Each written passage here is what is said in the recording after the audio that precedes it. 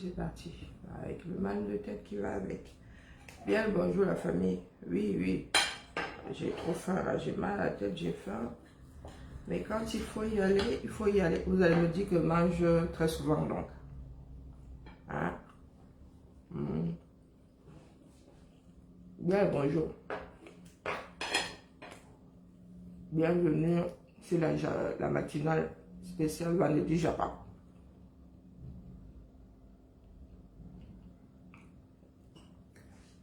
Prenons le temps de stabiliser notre organisme. Mal de tête, ventre vide, pas bon du tout. Donc, il faut que j'avale quelque chose. C'est une histoire de suivi. Bipez tout le monde, pas les bakobadjona. Pas les bébés. Faites entrer les églisiens, les étousards, les étos, mais faites entrer ceux qui ont les mimbans dans ce pays-là. Une des rares ayant des mimbans. Faites entrer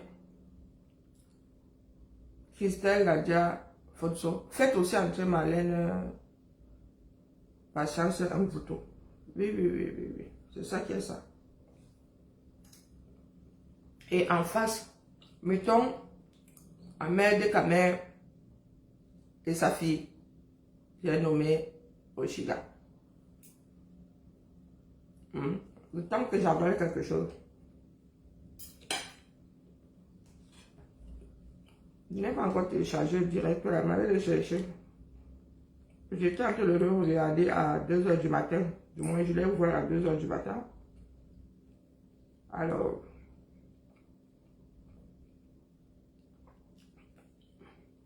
Christelle.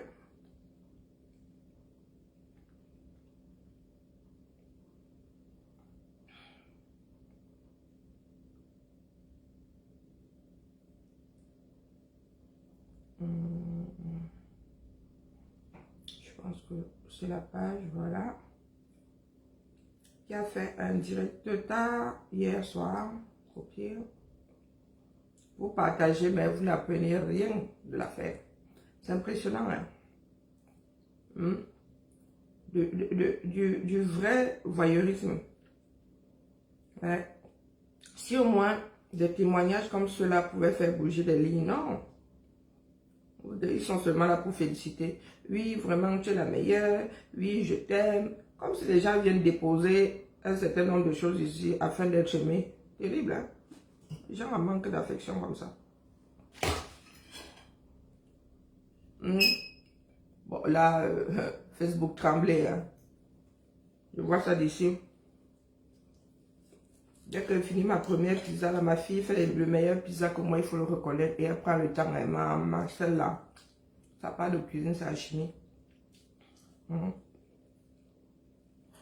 Mais ce sont la première recette de la pizza. Depuis, elle a dit qu'elle veut faire le poulet à la KFC. Bien, ma fille. Tu commences à t'intéresser à la cuisine du moins. La cuisine des jeunes, hein, à 22 ans. C'est ça qui est ça.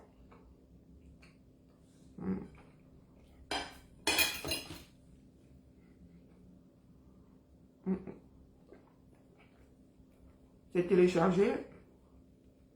Ensuite, que je jette un coup d'œil sur l'état de la page parce que vraiment la page c'est à souffrance. Hein. Waouh! Elle a beaucoup de souffrance. Avançons seulement. Est-ce que moi elle m'embrouille? C'est vendredi, non?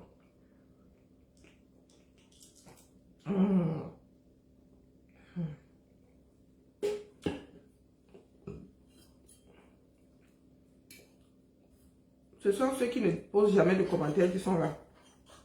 Il y a des personnes ici assidues. Hein? Mais entre eux et moi, là, c'est l'histoire sans parole. Vous faites pendant que je suis. Malos Mac ce week-end. Un de mes modèles préférés. Malos Mac ce week-end. Hein.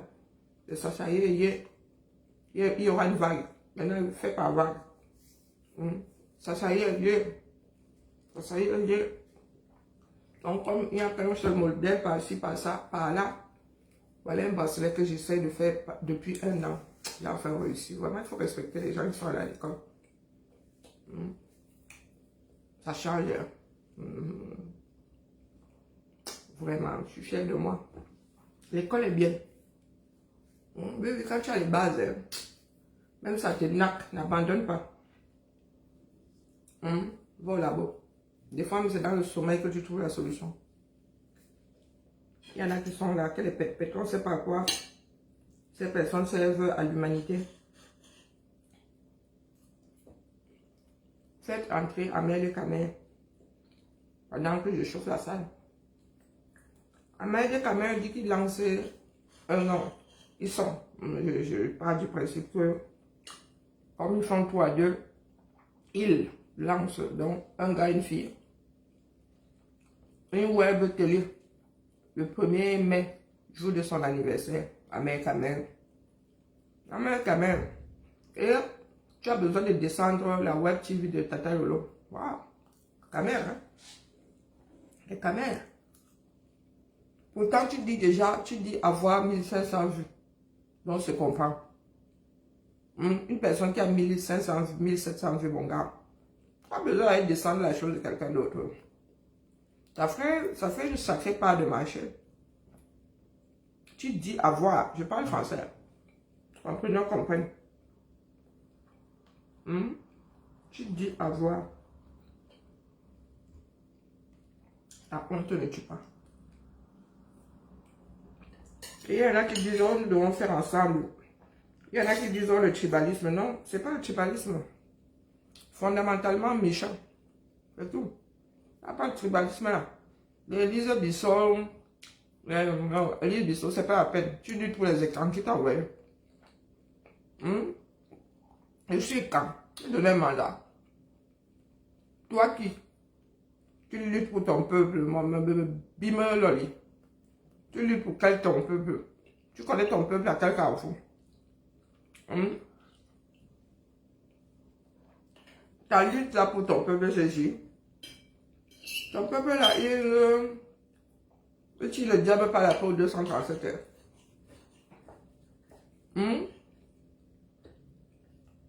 Il tire le diable par la peau 237. Quand il est dans le noir là-bas, tu fais comment? Tu envoies des groupes électrogènes.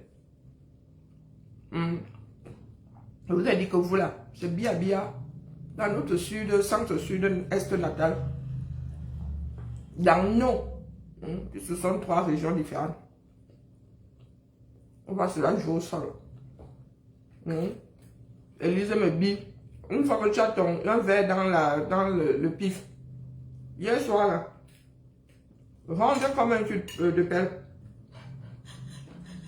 Ça vous pique souvent haut. Mon peuple est calme. Mon peuple, quel peuple est calme?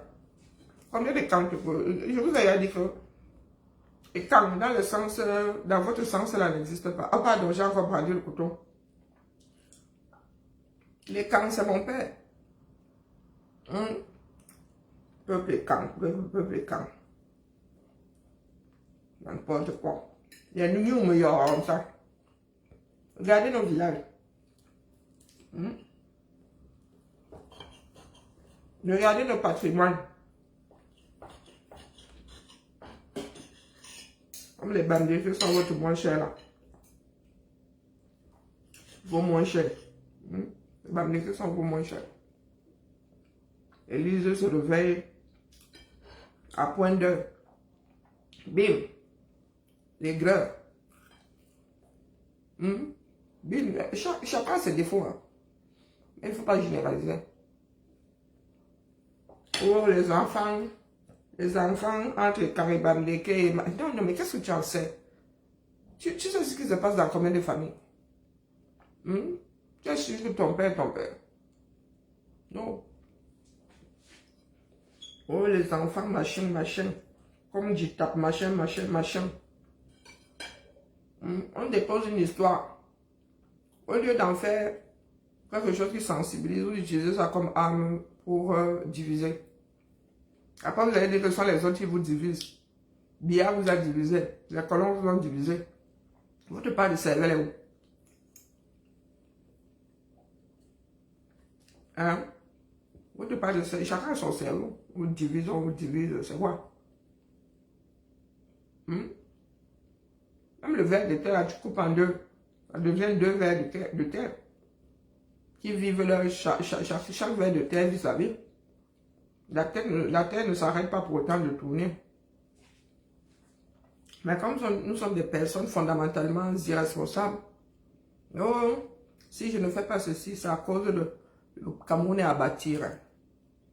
C'est une histoire de terre. Les terres sont versées là-bas. Le problème, c'est que le pays n'est pas dirigé, c'est tout. Une histoire de terre. Si en France, on parle du triangle du vide, non, de la diagonale du vide, qui est un endroit en France là. Non. Tu cherches les habitants comme ça, on ne voit pas. On ne supplie même les gens que venez habiter. Les gens disent, gars, il n'y a rien ici. Vous êtes là. Vous vous battez parce que vous pensez que nous devons tous nous serrer à Douala et à Yaoundé. Et en nous serrant à Douala et à Yaoundé, ça donne quoi? Sans urbanisation. Ça donne quoi? Vous êtes là, vous ne voulez pas réfléchir. Les grains, encore et toujours. Bon, ceux qui sont assis là, ne partagez pas le direct. Hein. C'est vous qui voyez. Chacun fait sa part. Voici le 237. Maïture, ce mardi, peu avant 8 heures, une chaude altercation éclate entre un conducteur de moto et un particulier à bord de son véhicule. Le chauffeur aurait bloqué par inadvertance une ouverture que souhaitait exploiter le mototaximan. Courroucé par ce geste d'inattention, ce dernier s'en prend au propriétaire de la voiture bleue. Les travaux sur l'une des voies de cet axe qui mène au centre-ville d'Aqua sont à l'origine de cet interminable bouchon qui immobilise les véhicules sur plusieurs kilomètres. Avant qu'on ne commence même les travaux, on avait toujours les embouteillages ici à cause de l'état de route. La voie de contournement, c'est pas où ici? L'une des voies de contournement, la voici. L'axe Bonamou-Sadi-Bepanda, lieu d'Ibao, parsemé d'embûches. Ici, le stop est obligatoire. Le temps de bien analyser la trajectoire pour la traverser. Deux possibilités s'ouvrent. Plonger dans la flaque d'eau qui stagne ou se disputer ce qui tient lieu de trottoir. Et là aussi, des grincements de dents se font ressentir. L'autre voie de contournement, c'est passant par Makepe-Misoke. Non loin du marché, un autre obstacle se présente. Et cette fois-ci, aucune issue n'est envisageable. Les déviations n'étant pas prévues, tous les passagers descendent pour traverser la portion où se réalisent les travaux à pied. On est obligé de décharger les clients ici. Chacun se débrouille. Bon, il n'y a pas de voie de contournement. Il faut aller seulement vers 7e, vers Sikakao pour entrer au train, pour ressortir au marché. Mais pour dire vrai, il n'y a pas de voie de contournement. Plusieurs axes de la capitale économique sont en chantier, mais les usagers désespèrent à cause des voies de contournement qui ne sont pas aménagées et les travaux qui s'effectuent aux heures de pointe. Faites ça dans la nuit. Le Cameroun a tous les moyens pour faire ça. Il y a les lampadaires pour travailler dans la nuit et laisser les gens travailler en paix. Dans les élections, nous savons que c'est en 2025. Ne venez pas nous troubler avec ça. Pas de venir vous couper aujourd'hui. Après 2 mois, vous venez encore bloquer les gens, vous travaillez. Ça ne se fait pas. Il faut que le Cameroun change. On a besoin de changement. Nous sommes devenus sages. On ne veut plus les pommes sardines pour nous tromper. Sont également pointés du doigt la lenteur dans l'exécution des travaux aux grandes dames des usagers. Donc, voilà le 237. Vous avez Elise Bissot qui est sur Internet. Elle nous dit Ayonika. Ah, problème. C'est combien de cas, selon ta définition, sont versés à Douala. Ici, chaque fois, 200 mètres, tu as une sortie. Chaque 200 mètres, chaque 200 mètres, l'urbanisation. Les élections approchent. Les gars sortent. Bonjour, Père Emmanuel, comment vas-tu? Les élections arrivent, ils sortent leur galion pour faire ça. Et ils font semblant de travailler. Non, mais les gars, c'est vous qui voyez. si vous voulez encore leur donner le bon, comme on dit au quartier, c'est vous qui voyez. Hein? Mais cette fois-ci, ça ne va pas marcher. Mais je ne dis pas que ça va complètement prendre, mais il y a une nouvelle vague qui va se lever pour d'autres raisons. Hein? Parce que là, le peuple camerounais est en train de suffoquer. Et nous sommes sur les réseaux sociaux en train de faire la culture du tribalisme, de la haine, de la destruction de l'entreprise de l'autre. Les gars, je viens ce matin dire à Eto qu'il faut avoir des mimbans. Donc, je vais lancer sur TikTok. Je viens dire à... Bonjour sur TikTok, bienvenue à vous. Je viens dire à Eto ce matin et aux églisiens, ayez les mimbans. Voici Christelle Nadia Fotso, dont l'histoire est intimement liée à la gestion, à la politique politicienne du Cameroun, à la politique économique du Cameroun. C'est pas de son fait. Son père s'est retrouvé dans un système, une partie de sa famille, et aujourd'hui, elle se retrouve face aux dirigeants du 237 et a décidé de prendre sa paire de mimbang en main. Seule la lutte libère. Tout ça pour dire à Eto, Eto, tu es plus jeune. Quoique, peut-être que vous avez le même âge, Christelle Nadia Fotso et toi. Christelle Nadia Fotso, physiquement, c'est moyen, mais elle prend l'énergie, le temps de demander justice.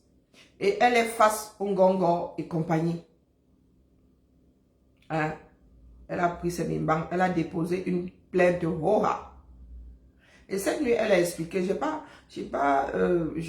était quoi, 2h du matin ou 2h30. Donc, j'ai pas écouté longtemps. Donc, je vais mettre ça ici. Nous allons écouter en même temps. Prenez les mimbang. Si vous voulez faire comme les Marafat et tout ça qui sont à Kondengui, qui ont espoir de je ne sais pas quoi. Nous sommes dans un pays, je vous dis, c'est un problème d'éducation. Des personnes qui ne veulent pas ouvrir leur bouche, qui partent avec ce qu'il y a dans leur ventre ou tout le temps. Je ne sais pas quel espoir ces personnes ont. Alors que tu es enfermé, tu sais très bien que tu es là-bas grâce à des raisons fallacieuses, mais tu es assis là-bas, tu ne te défends pas, tu ne fais rien. Et tu accuses le système. Hein? Les églisiens là. 1, 2, 3, 1, 2, 3, 1, 2, 3. Samir Eto, prenez vos mimbang. Pas rester au quartier à nous dire que oh, vous n'êtes pas d'accord, nous n'aimons pas Eto, il ne s'agit pas de nous. Nous avons averti, nous disons juste à Eto, be careful. Vos histoires que vous faites au quartier, ici là, nous sommes sur les réseaux sociaux, vous ne pouvez pas prendre des roues, vous nous mettez, vous empilez, hein? vous nous mettez dans des roues et vous flambez les bêtises. Non, ici vous ne pouvez pas faire ça. Voilà une jeune dame qui a pris ses mimbang et qui a dit en Congo et compagnie, nous allons courir. Je vais déposer des plaintes, quitte à ce que ces plaintes soient classées sans suite. Oui, c'est quoi ce peuple? C'est quoi ce peuple?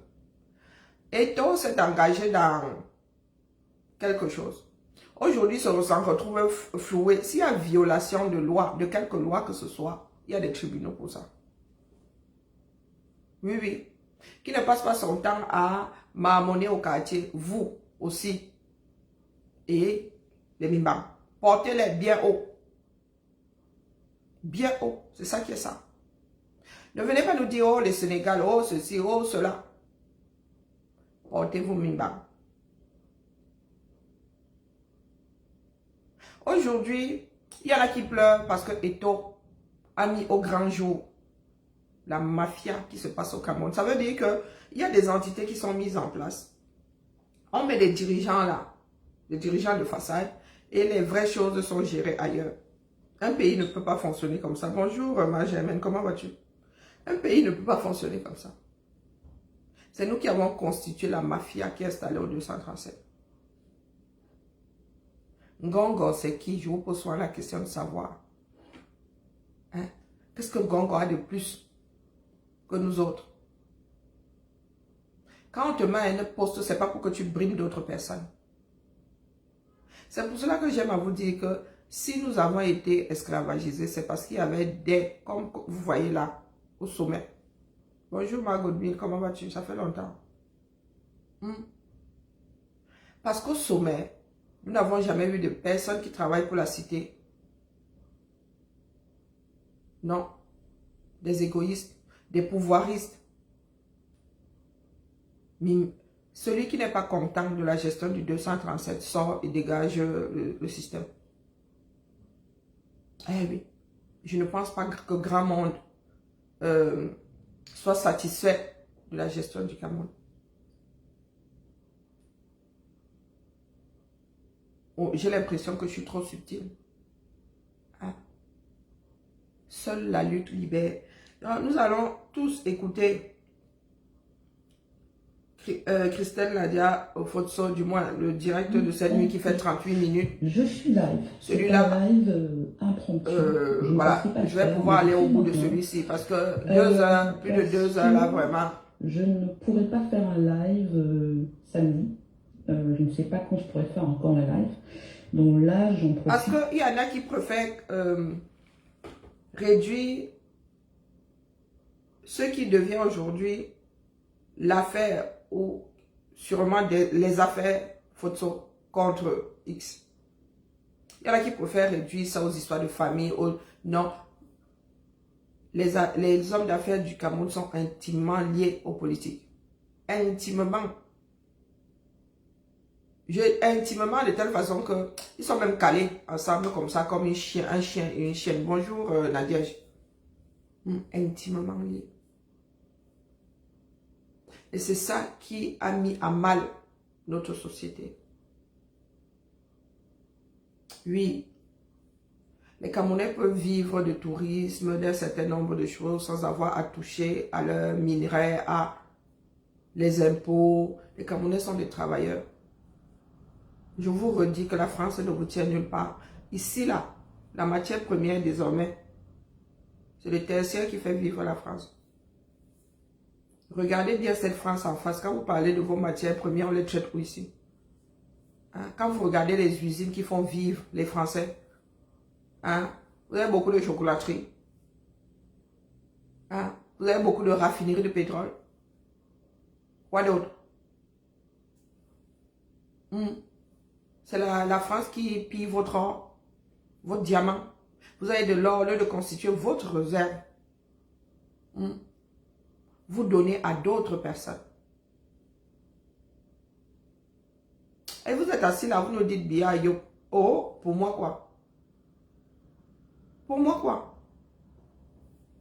Moi je vis en France. Hein. Je vous dis que c'est pas demain que la France va tomber. Hein? C'est pas demain que la France va tomber. Et même si elle doit tomber, toute la France ne pourra pas tomber. Il y a des régions qui pourront survivre à d'autres. Mettez-vous ça bien profond dans la tête. C'est un vieux pays. D'ailleurs, l'Europe, là, on appelle l'Europe le vieux continent. C'est un vieux pays. Avant la colonisation, la France était là debout. Hein? Pas vos histoires. Je vais vous passer un audio. Hein? C'est un pasteur qui parle. Parce que vous aimez trop quand on vous caresse dans le sens du poil. Vous aimez quand on vous raconte des bêtises. Pour vous conforter dans un certain nombre de choses qui ne nous font pas avancer. Je vais devoir mettre en audio puisque je pense que sur TikTok, si tu rajoutes une image, tu lis le... Ce sont quelques secondes, hein, mais quand vous voyez le visage des personnes dans l'assemblée, vous sentez que ces personnes sont touchées, elles se rendent compte qu'elles sont de mauvaise foi.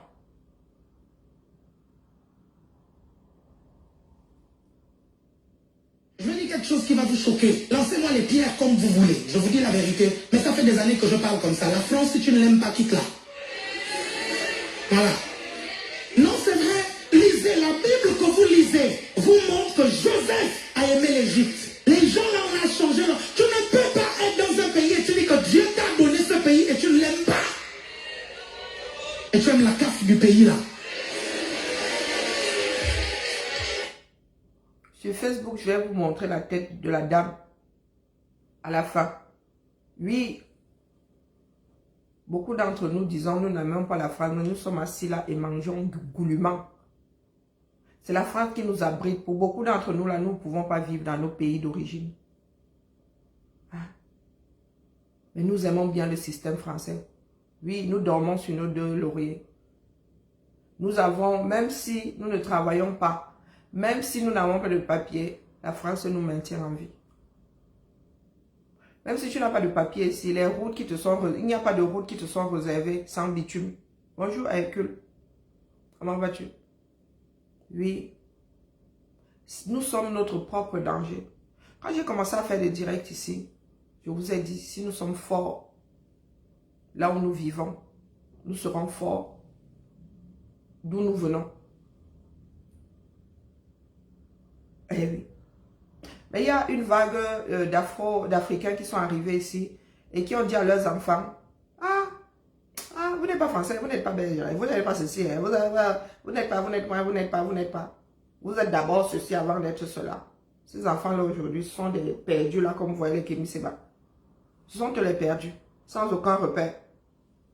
Tu ne peux pas vivre quelque part. Tu vis là 30, 40 ans. Mais tu ne t'intègres pas, tu dis que tu es d'ailleurs, tu fous quoi là? Tu fous quoi là? C'est ce pays qui te nourrit. Moi, si quand vous me demandez, tu es d'où? Je te dis, je suis d'EDA. J'ai vécu à EDA, c'est EDA qui m'a nourri. Mes attaches, mon attachement à EDA est inébranlable, indéfectible. Oui, pourtant mon cordon ombilical n'y est pas enterré. Du tout.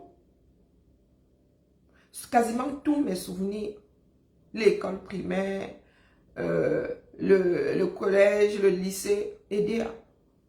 Jusqu'à ce que je parte de là. EDA coule dans mes veines.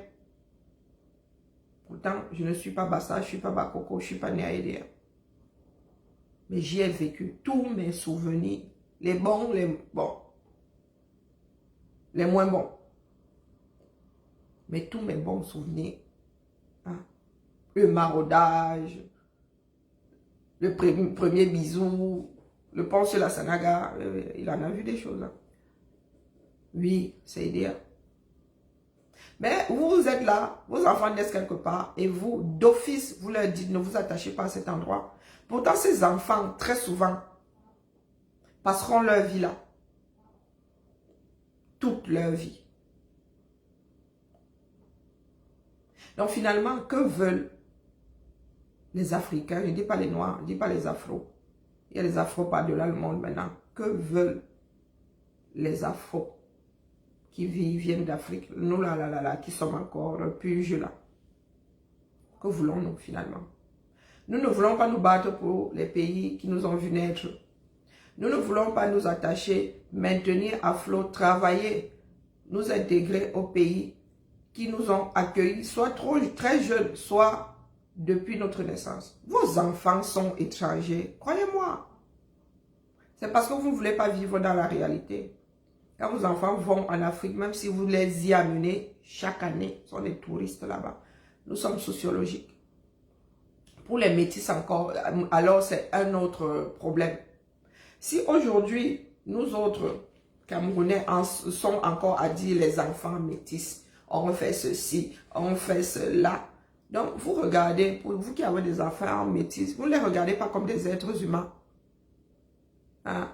Vous les regardez ou bien comme un accident de parcours, ou je ne sais pas. Je ne sais pas. Moi, mes enfants sont mes enfants. Le fait qu'une soit métisse, l'autre soit black, ça ne me saute pas. Ce sont mes enfants. C'est la société qui me ramène toujours à une est métisse, l'autre est noire. Ce sont mes enfants. Une ne compte pas plus que l'autre. Une n'est pas plus camerounaise de par sa mère que l'autre. Et l'une n'est pas plus française de par le père que l'autre. Ce sont des êtres humains. Chacun avait ses spécificités. Hein? Donc, si nous en sommes encore aujourd'hui à mettre notre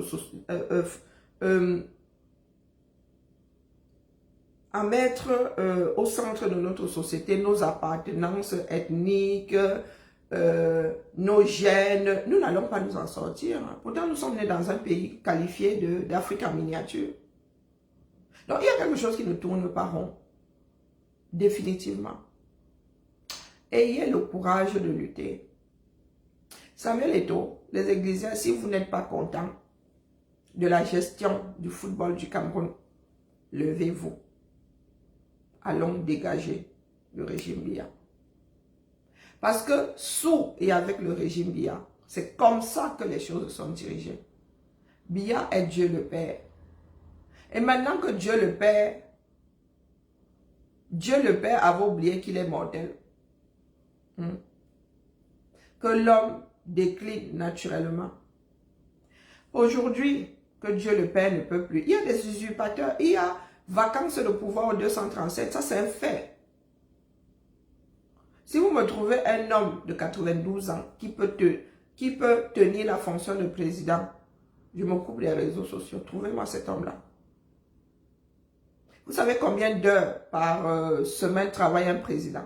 Vous savez, il y en a même qui ne dorment quasiment pas. Parce que s'il y a crise, il y a des crises dont vous n'êtes pas au courant dans un pays.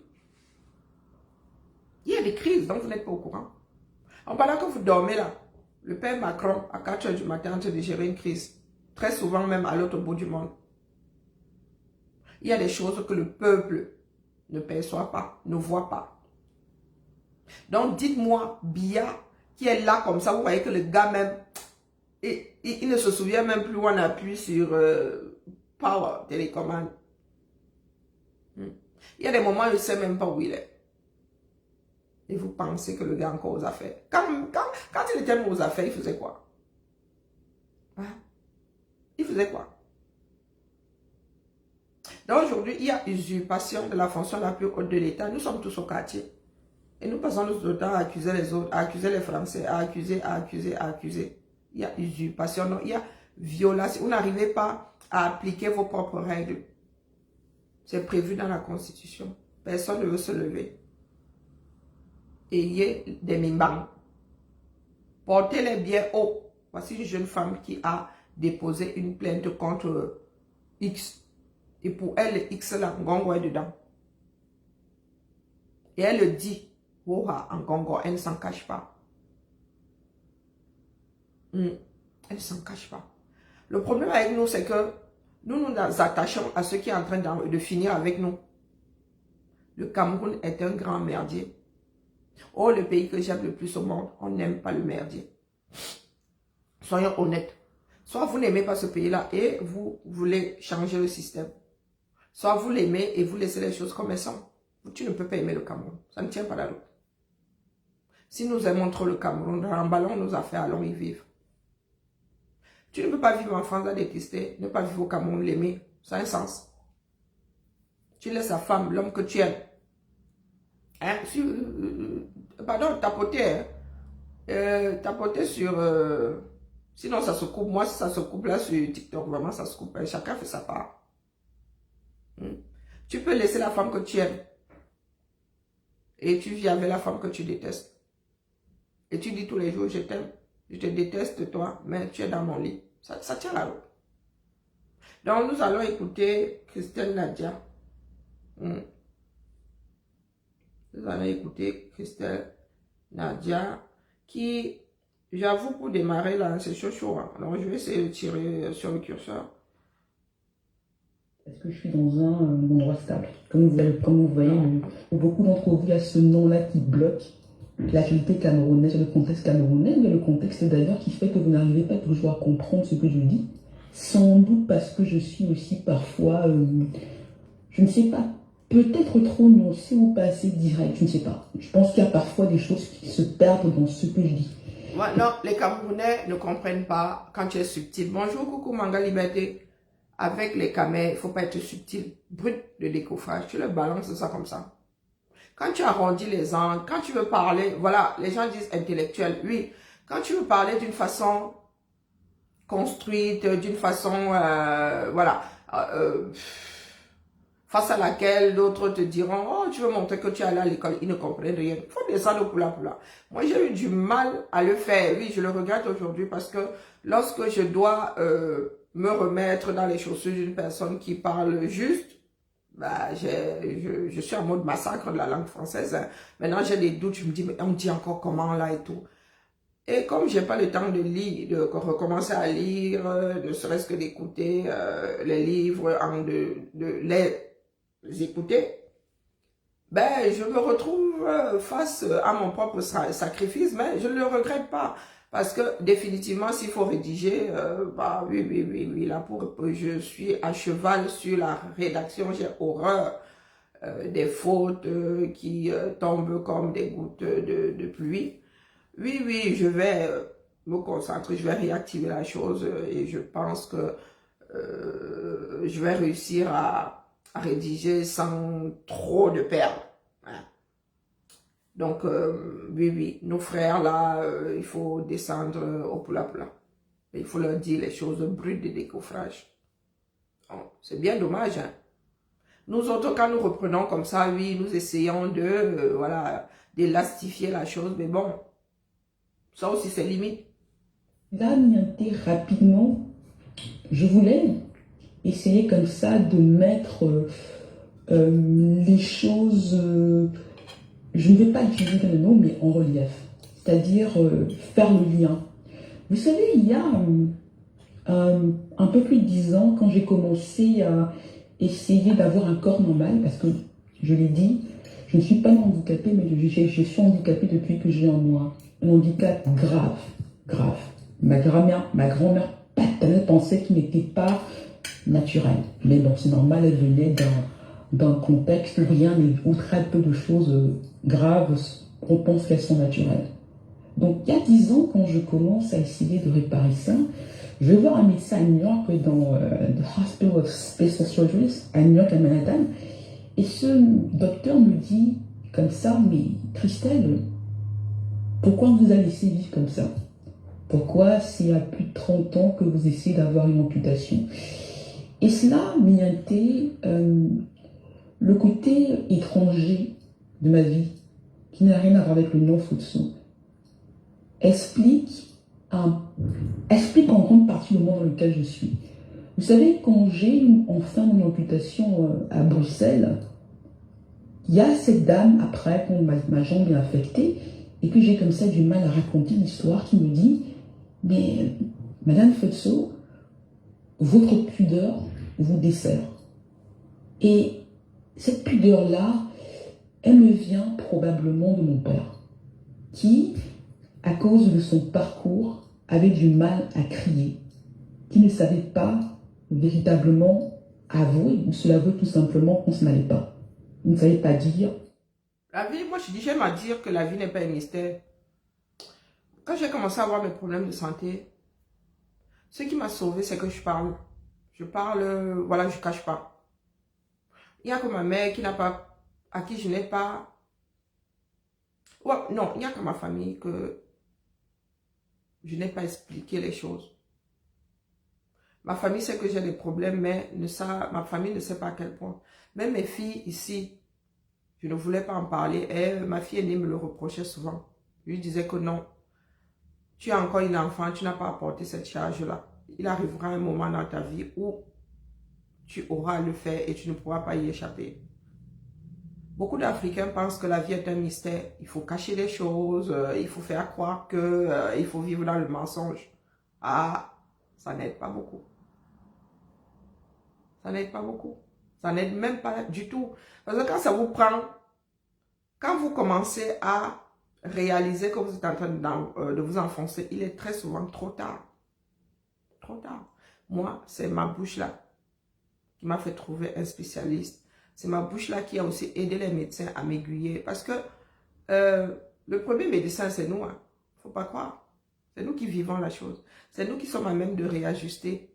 Hein. C'est nous qui ressentons. Donc, c'est nous qui sommes le plus à même de mettre en place ce qui nous fait du bien. Mais nous sommes élevés à, oui, à cacher la vérité, à faire croire que, oui, ça ne nous rend pas toujours service. Bien au contraire. Bien au contraire. Donc, un médecin en arrive à te dire, comment est-ce qu'on a pu te laisser vivre comme ça? C'est parce qu'il mesure, il connaît l'intensité de la douleur, il connaît l'intensité d'un certain nombre de choses dues à ta situation. Et beaucoup d'entre nous, là, ne vivons pas comme ça. Nous n'analysons pas. Nous sommes là. Tant que tu as ta bière, ta femme, ton poisson braisé, le reste ne compte pas. Mais la vie en société, ce n'est pas ça. Il y a une ici qui m'a posé la question de savoir, elle vit chez toi. Et là, je lui ai expliqué que, est-ce que tu sais que, c'est-à-dire, dans ce qu'on lui donne là, s'y trouve ma participation financière. Après, elle ne disait plus rien. Donc, nous nous rendons compte qu'il y en a beaucoup qui vivent en Occident, mais, ils vivent ici comme, je ne sais pas, comme des âmes en divagation, en perdition comme ça. Le système, coucou, mon Amazon, Georgette, comment vas-tu? On se rend compte que, quand on va creuser, ils ne savent même pas ce qui est fait. Ils ne sont pas au courant de ce qui est fait pour que les enfants mangent à la cantine. Ils ne réalisent même pas qu'ils n'achètent pas de livres. Non, ils sont là, ils vivent. Mais en même temps, ils vous disent, c'est pour ça qu'ils réussissent à dire que le Cameroun est beau. Le Cameroun peut rester. Eux, ils vivent ce qu'ils ont à vivre. Ils se disent que oui, c'est pas l'opération du Saint-Esprit que l'école est gratuite en France. Hein? Et par contre, ce qui me dépasse, c'est que ils vivent comme si on le leur doit. Hein? Les sociétés là, le leur doivent. Non, mais je ne comprends pas en fait. Si on nous explique vraiment le Cameroun, on comprend ce qu'on nous a mal expliqué. Ici là, on ne te laisse pas dériver. Sauf si tu es caché chez toi. Dès que ça devient public, dès que tu vois un médecin, dès que tu vois une assistante sociale, dès que tu vois même ta voisine, tu as de l'aide. Tu as de l'aide. Tu ne peux pas avoir un problème ici. Tu vas dire à ta voisine, même si elle ne peut pas t'aider, elle va te dire que voilà, tu peux trouver de l'aide, là. C'est la chose la mieux partagée. Chose que les Afro ne connaissent, du moins les Camerounais ne connaissent pas. La solidarité chez nous, elle est de moins en moins la chose la mieux partagée. Ici, on ne laisse pas l'autre souffrir. C'est pour cela que je vous dis souvent que ce n'est pas pour rien que les Occidentaux en sont arrivés à étudier la douleur. Vouloir que tu meurs, quand on parle de dignité, quand tu souffres, le genre où tu t'assieds sur ta dignité, là, tu peux pas savoir. Tu peux te déshabiller là quand tu souffres. En plein milieu de la route, tu n'en as rien à battre. Tu n'en as rien à battre. Quand une femme accouche, l'histoire de « oh, elle est nue », la nudité là ne compte plus. Vraiment, si on veut même t'écarteler, on t'écartèle. La douleur là est à un point où on parlait de dignité. Pour les femmes qui ont eu à accoucher là, appuyez sur rappel mémoire. Vous allez vous rappeler que là, pendant l'accouchement là, il n'y a pas la notion de dignité. Que être vu nu, avoir les jambes comme ça, on voit de l'intérieur, on voit... Non, il n'y a pas de notion de dignité dans ça. La douleur est au maximum, atteint son paroxysme. Il y a des personnes qui se sont assises et qui se sont demandé comment diminuer la douleur de telle façon que tu puisses garder ta dignité, de telle façon que tu n'aies pas à te retrouver dans des situations dégradantes. Tout ce que nous avons en Occident là, ce sont des choix humains, ce sont des travaux des hommes.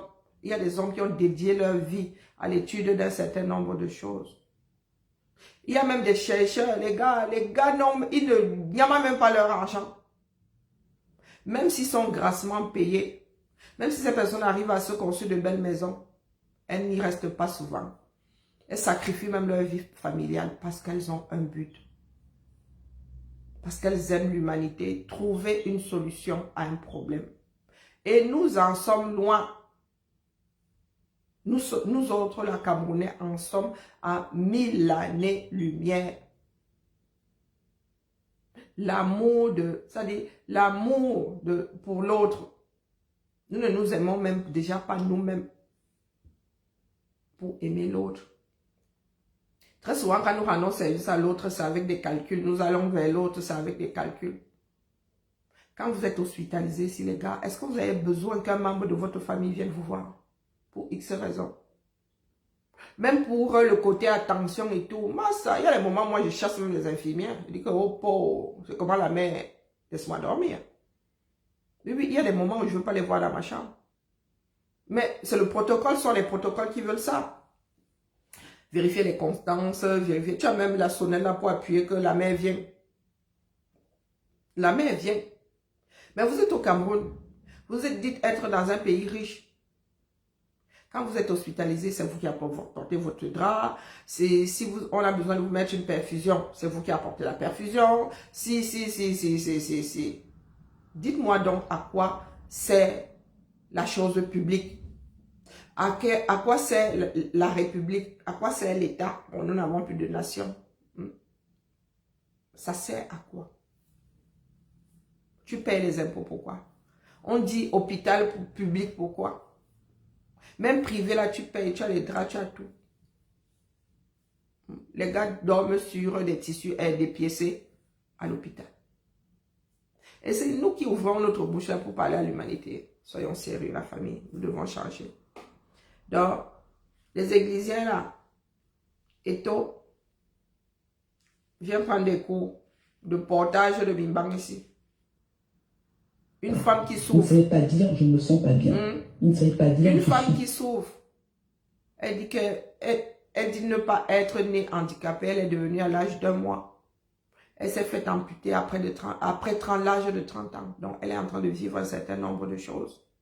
Mais elle a plus de courage que nous tous mélangés pour affronter un certain nombre de choses. Elle a décidé de ne pas laisser une partie de l'humanité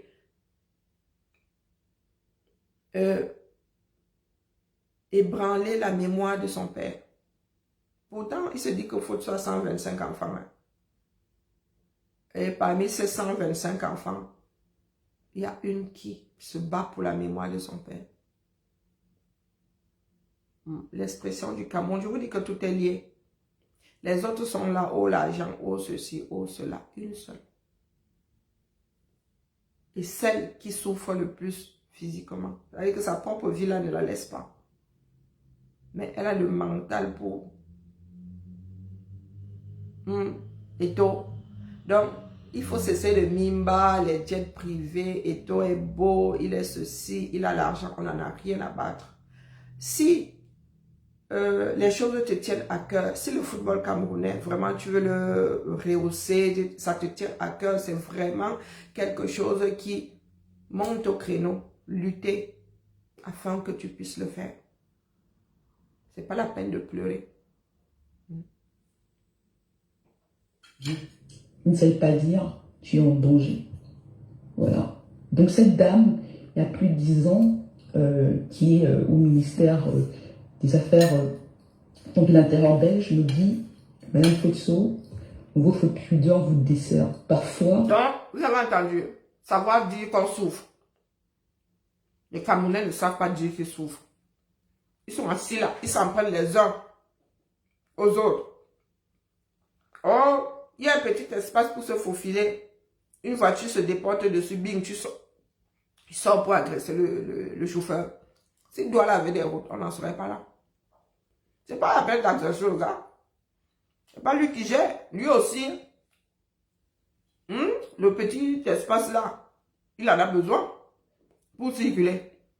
Ou bien, apprenez à dire que vous avez mal, ça ne vous tuera pas. Bien au contraire, ça pourrait vous sauver. Même, surtout lorsqu'elles sont atroces, il faut dire les choses. Les gens ne peuvent pas comprendre. On ne peut pas imaginer quand on vous voit ce que vous portez. Donc, Niente, parce que nous sommes un jeudi soir et qu'il n'y a pas trop de monde, je vais essayer de vous dire ce que je porte. Il y a aussi 10 ans, j'avais une grande amie qui était pour moi comme une sœur qui m'a dit, lorsque je traversais... Merci Marceau, t'as porté le live, hein? Sinon vous me perdez. Tu es avocate, Hein? tu portes plainte. Les gens à qui tu as affaire ne comprennent pas un autre langage que celui de la force. Et quand ils te voient comme ça, la première chose à laquelle ils pensent, c'est que tu es faible. Donc porte plainte et tape un coup de... Et toi, tu as entendu? Tu passes ton temps à chialer dans les églisiens, vous passez votre temps à Sissia là. Vous êtes faible. Prenez vos mimbang. Faites ce qu'il faut. Parlez, déposez des plaintes. C'est ça qui est ça.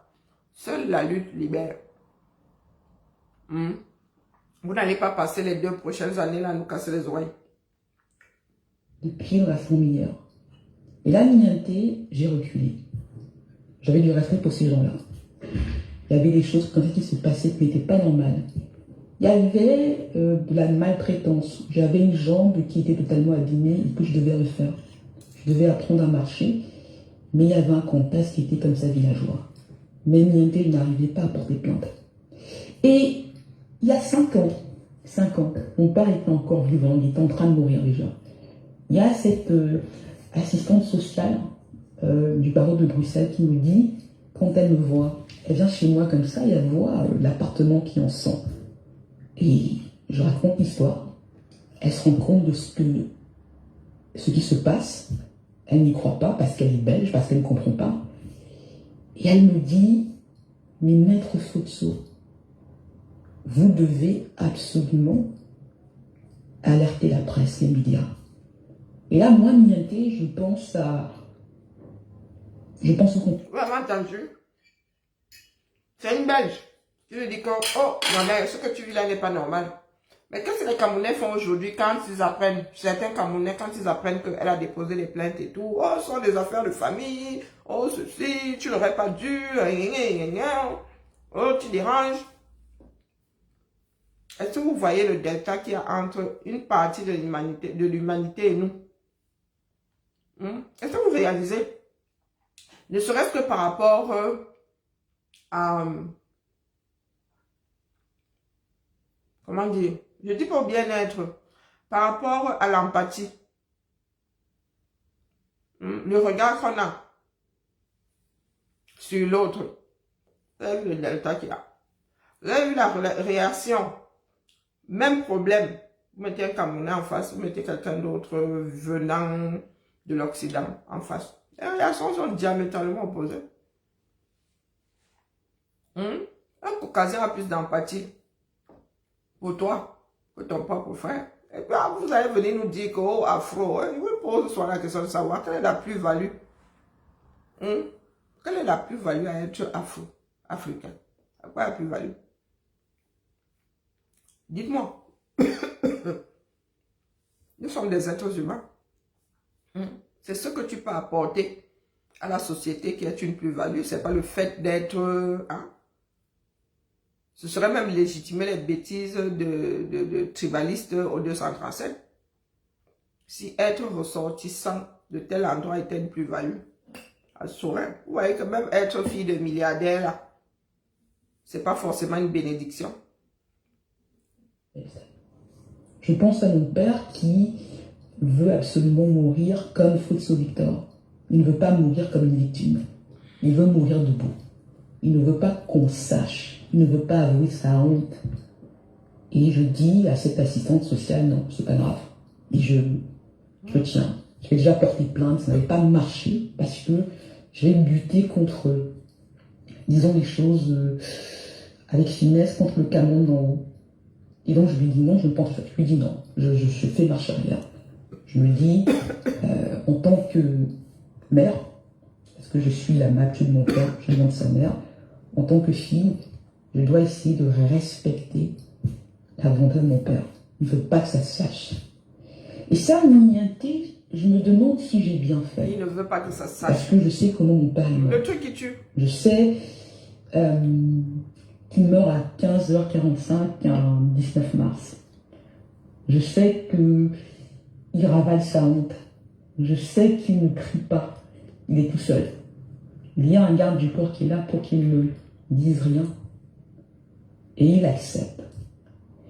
Et vous savez, pour moi, qui me suis battue pour lui, le savoir Et se dire que je n'ai pas pu m'empêcher ça, c'est très difficile. Et ça me poursuit, Mianté, parce que derrière le silence de mon père, il y a beaucoup de non-dits. Il y a sa peur à lui. Il avait peur de ses enfants, que je vais citer. Yves Michel Fossou, et je l'ai dit, le mari de Jérémy Gitap. Il avait peur de ces gens-là pour différentes raisons. Je l'ai dit qu'il avait peur d'elle, parce qu'il savait de quoi elle était capable, il avait compris. Donc vous avez compris que les sociétés bien constituées, du moins, je ne dis pas qu'elles soient parfaites, protègent les plus fragiles. Et quand l'être humain atteint un certain âge, il décline, il redevient comme un enfant. Pire qu'un enfant même, parce que l'enfant, lui, est là pour apprendre. Lui, sa constitution veut que qu'il absorbe les données. Par contre, quand tu vieillis, les données s'en vont progressivement. Tu oublies, tu redeviens. On dit souvent que ces personnes âgées redeviennent comme des enfants. Non, moins qu'un enfant. Parce que tu n'enregistres plus rien. Bien au contraire, tu perds. Un enfant, lui, enregistre, grandit, évolue, se perfectionne. Une personne âgée se vide et finit par disparaître. Donc, nous autres, notre éducation qui veut que nous ayons honte, que nous cachions, ça nous sert pas, mon gars. Tu es arrivé, tu as atteint le point où tu dois te vider, où tu n'en as rien à foutre. À un moment, tu vas finir par perdre la mémoire. C'est pour cela que quand tu commences à décliner ici, la société te protège. On te met sous tutelle, pas la tutelle de la Fédération camerounaise de football là, hein? Pas la tutelle du ministère du sport vis-à-vis de l'Africa Foot. Cette tutelle veut qu'on protège ce que tu laisseras, qu'on te protège toi et qu'on protège ce que tu laisseras, ton héritage. Et comment on appelle, sauf à être égoïste, ceux qui vont tes héritiers, c'est pour leur bien, hein. Parce que quand on protège ça là, c'est pour qu'une partie les plus allumées ne s'accapare pas de tout, ne dilapide pas tout. Et c'est pour que chacun des enfants du défunt puisse avoir sa part, puisse garder quelque chose. Oui, c'est matériel, mais des fois même, hein, c'est vraiment, c'est aussi la mémoire, hein, l'héritage. Hein. Voici Christelle Nadia Fosso aujourd'hui qui souffre de cet héritage émotionnel, voilà, du fait que une partie de sa famille est gâtée, comme on dit au pays. Hein. Ce qu'elle garde de son père, de sa fin de vie, d'une partie de sa vie, une partie de sa fin de vie. Parce que nous sommes là, nous sommes seulement là, nous mangeons, nous buvons. La vie, ce n'est pas que ça. Parce qu'une fois parti, c'est ça qui reste aux hommes. C'est pour ça que moi, je n'aime pas voir les corps. Je préfère garder une image des personnes debout, des personnes vivantes, même si elles sont extrêmement âgées, une personne qui parle encore, qui peut sourire, je n'aime pas voir les corps, parce que c'est la dernière image que je garde de ces personnes. Et non, il est hors de question que je garde l'image, la dernière image pour moi, soit quelqu'un couché, quelqu'un, voilà quoi, qui n'a plus d'âme, une enveloppe. Nous n'avons plus de conscience collective, nous avons perdu un certain nombre de choses. Et nous, à qui on a transmis ça, ça nous fait extrêmement mal de voir une jeunesse aussi perdue. Coucou ma Josiane, comment vas-tu? Bonjour Toti. Mais oui, les notifications, là, laissez seulement. C'est chaud bouillant. La restriction de la page, c'est un dollar grave. J'ai compris que elle n'allait jamais hésiter à l'utiliser, à l'humilier s'il fallait, je sais pas, peut-être à le punir de ne pas aimer qu'elle. Polygame, beaucoup d'enfants, il avait ses préférences. Là, voilà encore un autre problème, la polygamie. Il y en a qui célèbrent aujourd'hui, qui disent oui, vraiment, la polygamie, le nouveau président, bon, c'est là on se rend compte quand même l'ancien, il en avait deux. Mais je vous dis là, ce n'est pas de bon augure dans la mesure où je crois que ce sont ces femmes-là qui ont décidé de s'imposer. C'est la guerre là-bas chez lui. Chacune des femmes a dit que ce sera moi. Ce sera moi. Donc il a préféré sortir les deux. Il y en a qui disent, qui célèbrent la polygamie, mais parce que vous n'avez pas le courage de regarder la chose bien en face. Bon, c'est vrai que là, le père faute sur lui, chaud lapin, hein. Il en avait quoi, il en a eu combien? 25? Hein? 25 femmes. Ah oui, lui, mon gros faillant. Mais une fois que tu en as deux, moi, mon grand-père était polygame. Je ne sais pas si je devrais dire de fait. Il était polygame parce que ma grand-mère, du moins mon grand-père et ma grand-mère n'avaient jamais divorcé. Hein? Lorsque mon grand-père et ma grand-mère se sont mariés, il n'y avait pas de régime polygamique au Cameroun. Pour ceux qui pensent que la polygamie ancestrale sont des bêtises.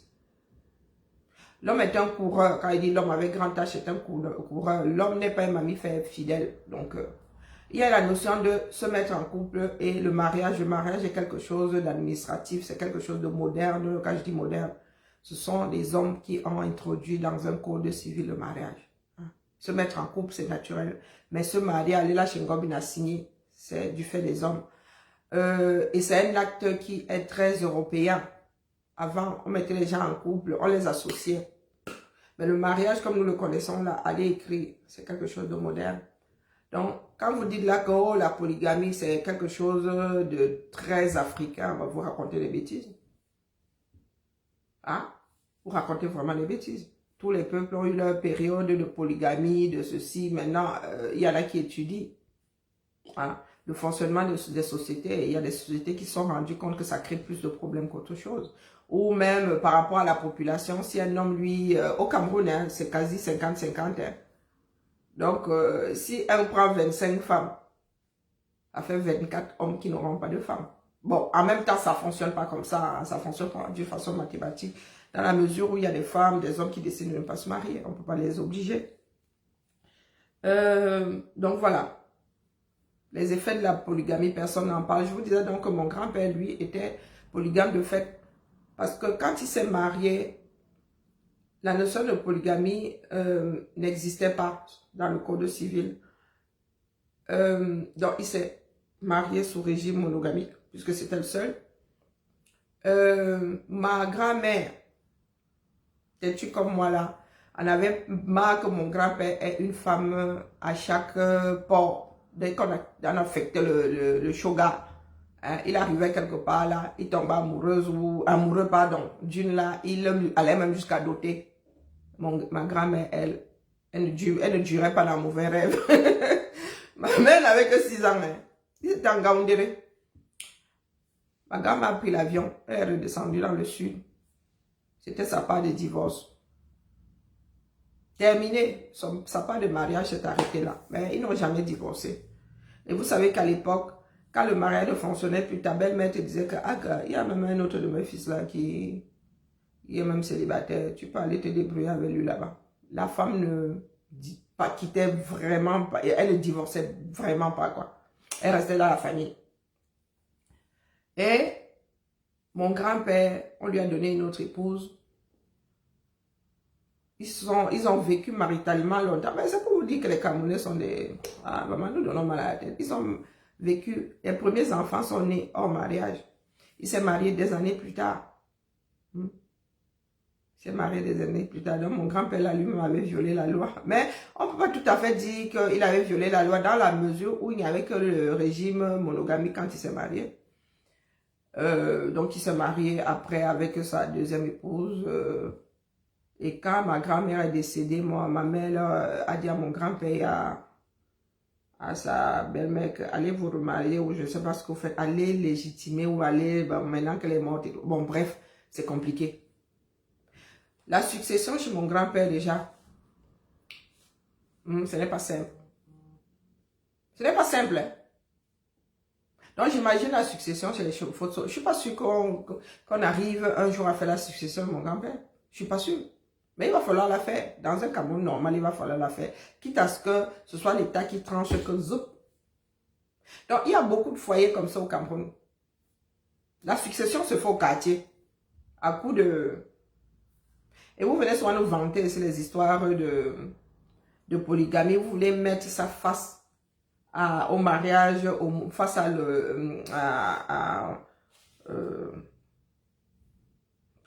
l'homosexualité. Mais les gars, vous voulez comparer les incomparables.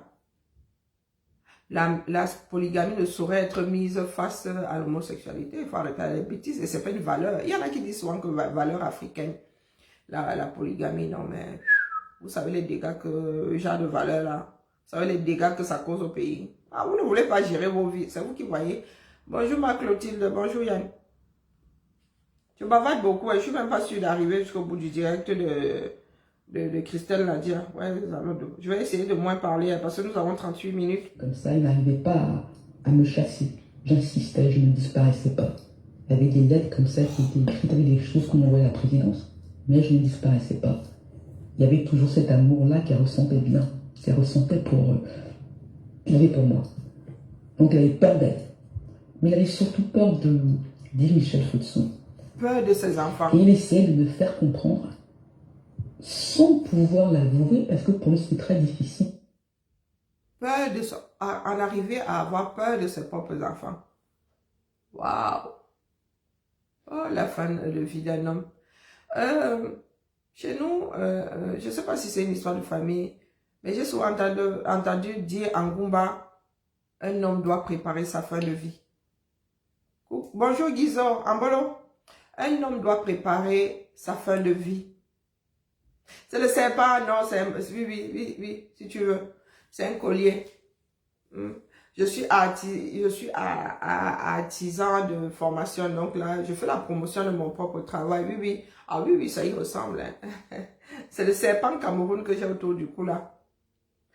Oui, en Goumba, j'ai souvent entendu dire, l'homme doit préparer sa fin de vie. Est supra malheureux l'homme qui ne le fait pas. Donc vous voyez, un homme milliardaire qui à un moment s'est retrouvé à avoir peur de ses propres enfants. Oui. Issus de ses entrailles. Eh oui. Ses propres enfants, une partie de ses propres enfants sont devenus des bourreaux. Je vous dis qu'au Cameroun, tout est lié. Tout est lié. Cette femme se retrouve aujourd'hui, Christelle Nadia se retrouve aujourd'hui à affronter le milieu politique.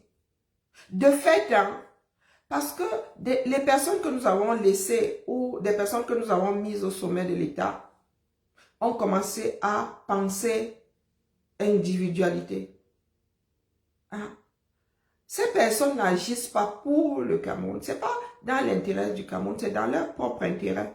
Donc maintenant, nous ne savons pas comment dissocier les hommes politiques, l'homme politique de l'homme tout court, de l'individu. Voilà. Donc quand Gongo prend ses pieds-là, il va entrer dans les affaires de la famille Fotso. Quand je dis les affaires, ce ne sont pas les affaires politiques. Oui, politique. Je ne sais même pas ce qu'il faut au niveau des mairies là-bas.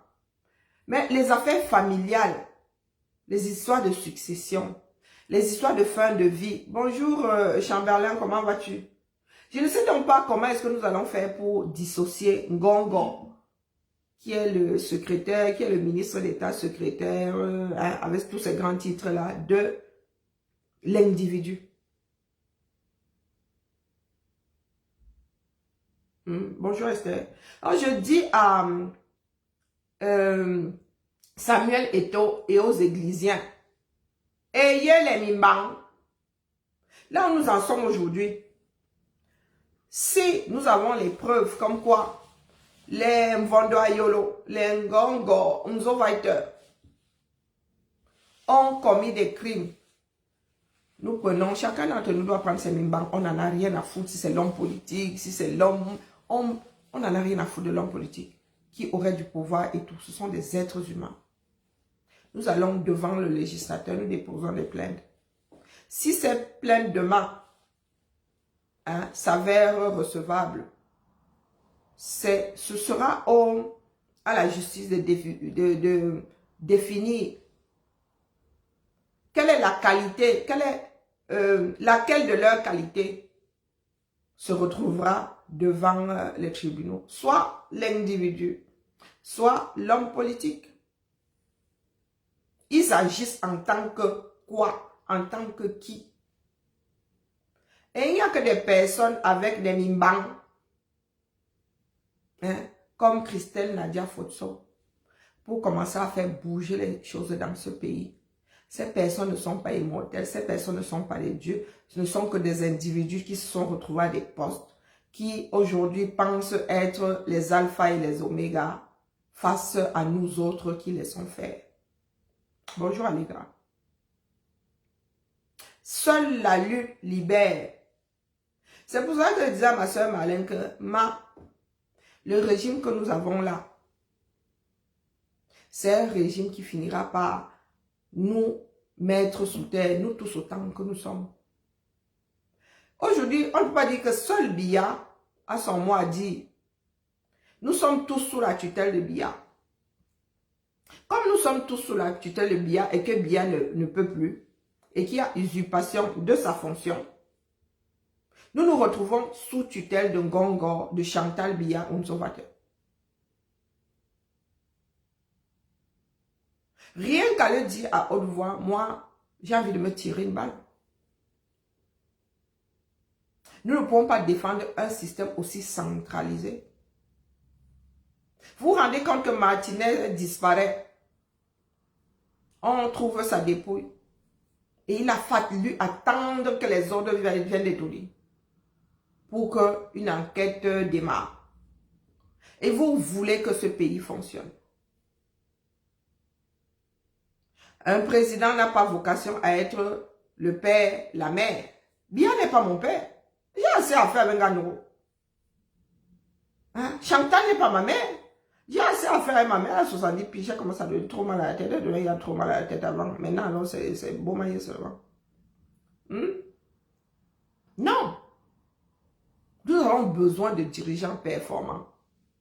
Nous avons besoin de dirigeants qui iront signer des contrats gagnants-gagnants. Nous n'avons pas besoin de père. Nous n'avons pas besoin de frère. Nous n'avons pas besoin de tonton.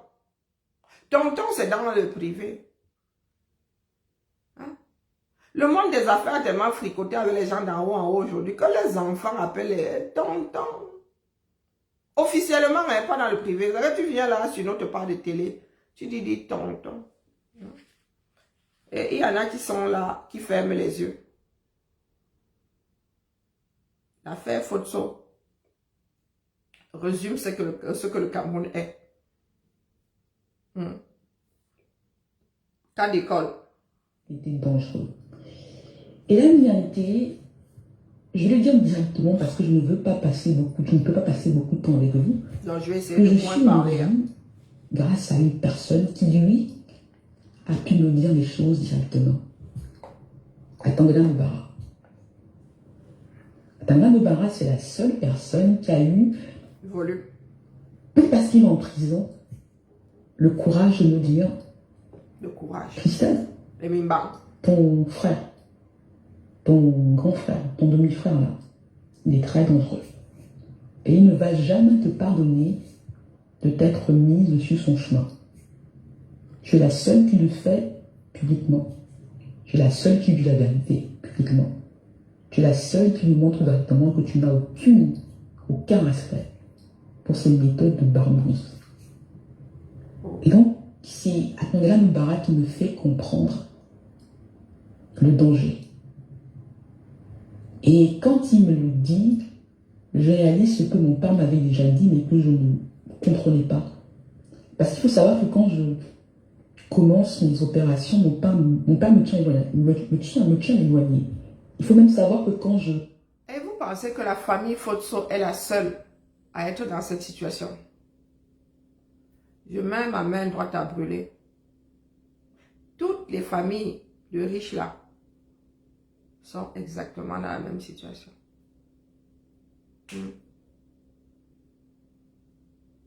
Ceux qui gouvernent et eux, une partie, pas tous, hein. Et eux, c'est comme ça. Il n'y a pas de frontières. Ils sont comme ça.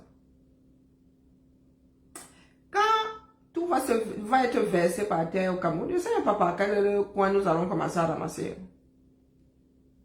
Donc, verser progressivement, pardon, que tout le monde verse en même temps. On a besoin de faire le tri. J'ai fini mes études, mon père m'éloigne de tout cela. Parce qu'il sait qu'il a un fils qui est dangereux. Et qu'il ne veut pas me mêler à toutes ces choses-là. Il me tient loin de tout cela. Et là, il y a tellement de choses. Je ne sais pas si je dois raconter. Je ne sais pas si je dois parler du moment. Je vous dis, je ne suis pas dans un endroit stable. Demain, je vais bouger. Je ne sais pas où je serai samedi. Donc, je ne peux pas faire un direct. Je ne sais pas où je serai lundi. Je ne sais pas où je serai mardi. Je ne sais pas où je serai dans quelques jours. Ça bouge énormément. Il y a des petites choses comme ça qu'on met sur ma route. Parce que, vous savez, j'ai une prothèse qui est plus adaptée. J'ai des béquilles avec lesquelles je dois bouger. C'est comme ça. Et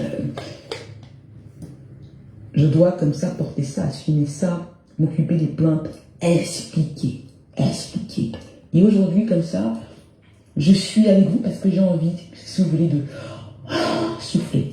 J'ai passé toute la journée ça fait du bien. à raconter, à essayer d'expliquer à des gens pour qui le nom Fotso devrait représenter quelque chose de plus. Pourquoi c'est comme ça? Pourquoi c'est sur moi qu'on tape? Pourquoi il y a une volonté du Cameroun, ou plutôt d'officiels camerounais, de me faire taire? Pourquoi, en dépit de ce qui... Ouais, les Mimbang, lui, avoir une paire bien positionnée. C'est une jeune dame aujourd'hui qui se retrouve à affronter vos caïds du 237. Donc, je répète ici, Eto et compagnie, et vous allez trop mal.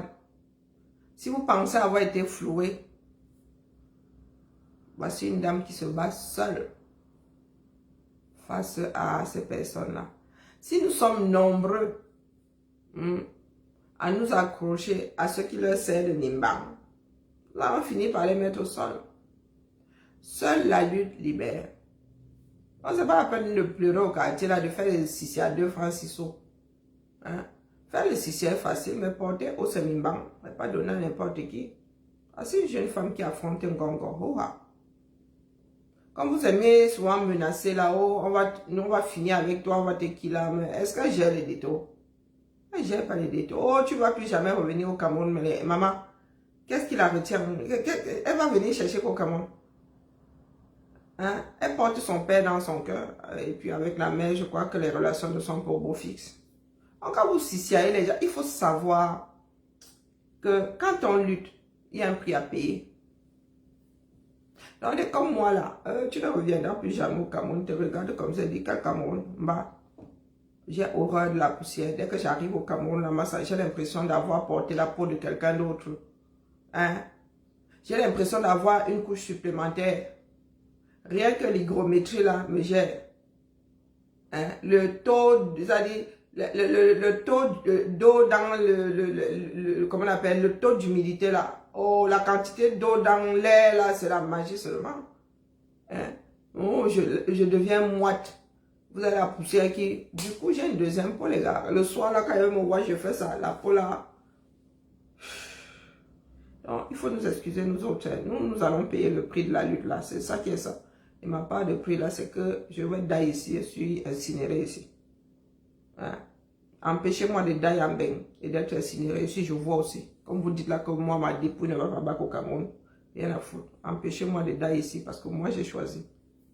Avant même que vous ne veniez vous positionner dans ma vie, le terrain était à occuper.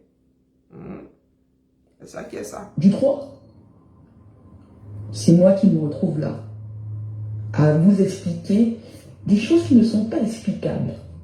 Vous savez, quand quelqu'un vous dit, mais comment c'est possible? Comment c'est possible? Comment c'est possible? Comment voulez-vous qu'on vous regarde autrement que des animaux si on accepte ce que vous nous disiez? Comment c'est possible? Comment est-ce que vous avez entendu? Foot meurt comme ça? Comment on tape sur l'handicapé? Pourquoi? En fait, ce qu'ils me demandent, en fait, c'est tout bêtement, mais qu'est-ce que vous leur avez fait? La dame, voilà. Aujourd'hui, une dame très gentille qui me dit, mais si ça ne va faut te soumettre, voilà. Je vois, j'ai lu quelques-uns de vos livres, je vois votre genre, je vois tout cela, je vois votre parcours, je vois tout cela. Mais comment ça se fait que ce soit tombé sur vous? Mais est-ce que ce sont des êtres humains? Et je lui dis, hein? chère madame, je me pose quand vous les voyez là, je pense la il y a des personnes qui souhaitent que, de toute façon, ces personnes sont liées aux affaires. Il y a des personnes qui souhaitent que ce soit officialisé, leur gestion. Le fait que ces personnes soient à ces places-là, soient officialisées. Vous faites du mal à qui? La question que vous posez souvent. Quand vous dites après Biya, quand vous nous dites même que vous allez revoter pour lui, moi, ça me fait éclater. J'éclate de rire. Je dis que mon gars, on vous dit que la France se passe bien, pourtant nous nous râlons tous les jours. On vous dit qu'économiquement, on a ça. Hein? Et puis nul n'est prophète chez soi. C'est lorsque Macron sera parti qu'on va dire même que Macron était même mieux, toi-même là qui viens là déranger. Non, nous, c'est notre comme ça. C'est notre comme ça. Vous savez que ces personnes-là sont là pour elles. Elles ont constitué des mafias. Et elles ont déjà assez ébranlé le Cameroun. Mais les gars, vos réserves d'or finissent quelque part là-bas en Asie. Hein? Nous qui sommes endettés jusqu'ici là. Hein? Avant de l'or là. Hein? Nous pouvons constituer notre réserve. En même temps, constituer la réserve là, moi, on va me la garder. Bah, nous avons trop de problèmes. Ces personnes-là qui pillent le pays, ces personnes-là qui aujourd'hui ont des mafias, ce sont ces personnes que vous voulez mettre à la tête du pays. Mais les gars, nous allons finir, nous autres là, comme la Libye, nous allons finir la Libye plus... ce sera pas la Libye toute seule exactement, ou Haïti, ce seront les deux mélangés. Nous allons finir comme Haïti et comme la Libye. Et c'est vous qui allez lire, c'est vous qui êtes là-bas dedans. Hein, nous sommes à l'extérieur. C'est pour ça que j'aime à vous dire que nos frères de la diaspora vous trompent. Hein? Ce sont de gros impérialistes. Quand ils arrivent au Cameroun, ce sont de petits dieux. C'est ça leur trip. Ce sont les gongos. Les gars, ils arrivent là-bas. Oh, grand ceci, oh, grand cela, lance-moi. Si aujourd'hui les Camerounais deviennent autonomes, si aujourd'hui les Camerounais ont un bon niveau de vie, les gars, si l'avenir, vivre en Beng ne sera plus rien. Ce sera comme nous ici, tu viens en Espagne, quand tu vas en Espagne là, est-ce que tu es blasé? Mais nous qui allons aux États-Unis, nous sommes blasés. Oh, jamais. Il y a du bon et du mauvais dans chaque société. Nous venons, nous passons, nous enjoyons nos choses là. Nous profitons de ce que nous n'avons pas chez nous, ou même pas. Moi, il y a des moments, j'arrive aux États-Unis, je ne sors même pas, moi je suis à la baraque, je dors ma chose. Hein? Ma part de république, c'est là-dedans, c'est le plaisir d'être en famille, d'être, voilà. Mais vous êtes là, vous dites que vous voulez, bientôt là, nous irons passer nos vacances, nos enfants iront passer leurs vacances là-bas dans l'espace. Dans l'espace. Il y a des voitures maintenant, tu entres dans la voiture, tu dors, tu as une façon de parler, il faut même que tu restes vigilant au cas où Google pointe tes bêtises là. Oui, la voiture se dirige seule. On te dit seulement que tu arrives à destination. Ça se gare même aussi seul. Pendant ce temps, virgule,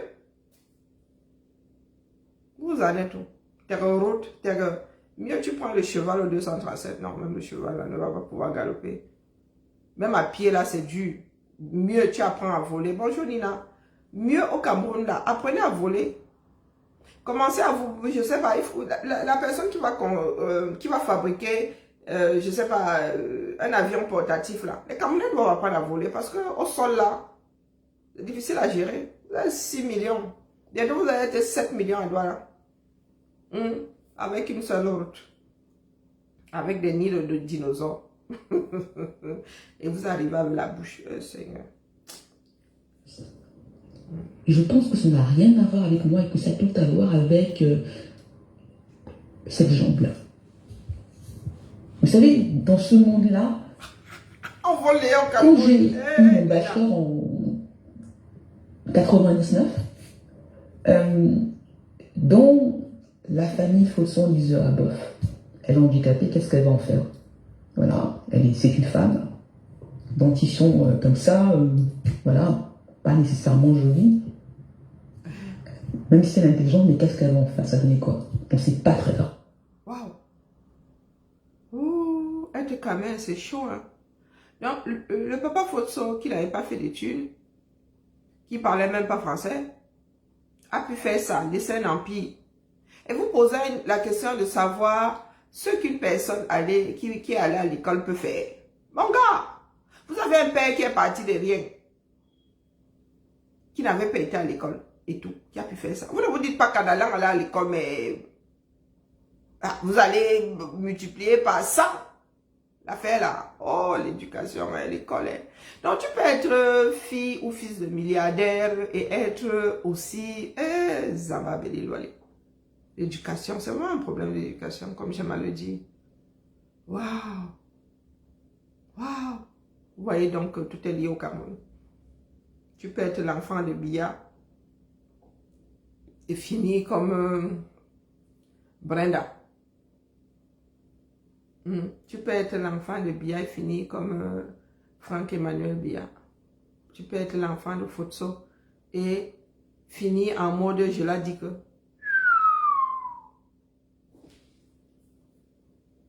Désespérant. Désespérant. 125 enfants. Si les enfants là avaient school, un minimum, maman. On parle souvent de vieille fortune.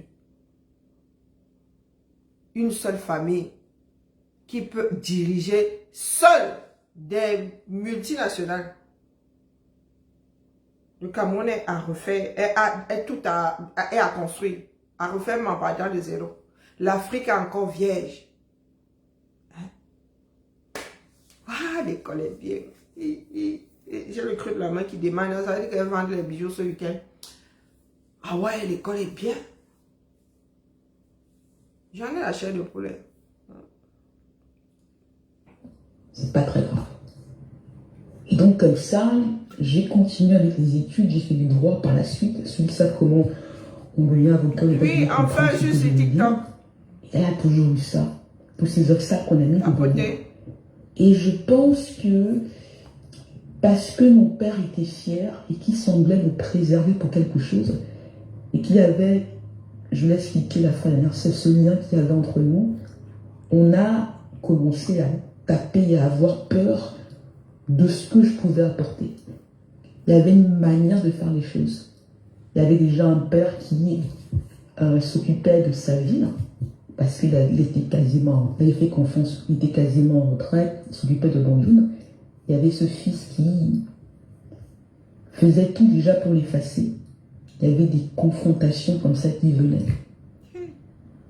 Qu'est-ce que j'essaye de vous dire? Je ne sais pas si vous avez remarqué, dans beaucoup de familles, ce sont les femmes qui luttent pour la mémoire de leur père, de leur grand-père. Moi, ma mère me le dit souvent. Elle ne parle pas souvent de la mémoire de son père. Oui, de temps à autre. Mais très souvent, elle dit qu'elle a connu son grand-père. Son grand-père était un grand homme et qu'elle ne peut pas laisser... quand on parle même d'héritage, je ne sais pas...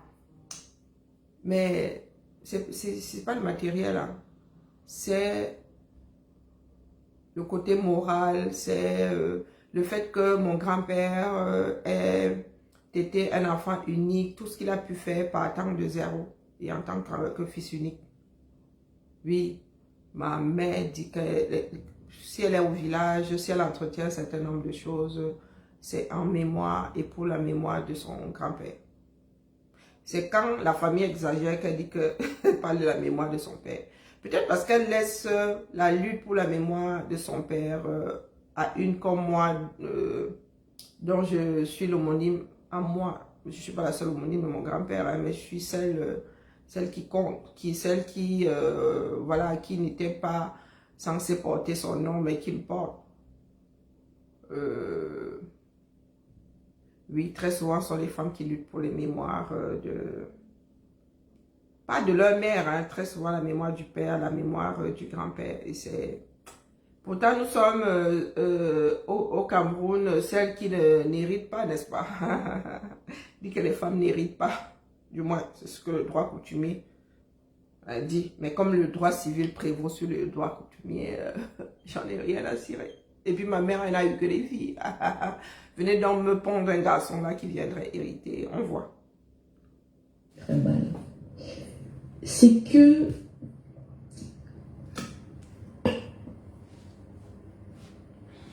c'est à la fois très villageois et très moderne.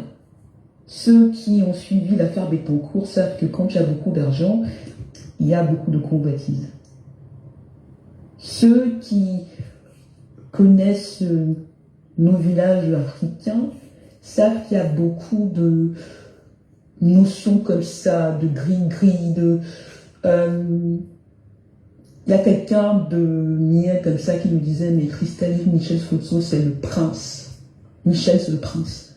Basé sur rien. Sur les légendes, sur les voilà une parties qui n'est pas du tout traditionnelle. sur cet argent qui n'est pas à lui, mais qu'il a beaucoup distribué et dilapidé. Et dans mon humilité, face à cela, j'avais deux choix. Soit de suivre, soit de dire non. Et parce que j'aime la difficulté, j'ai dit non.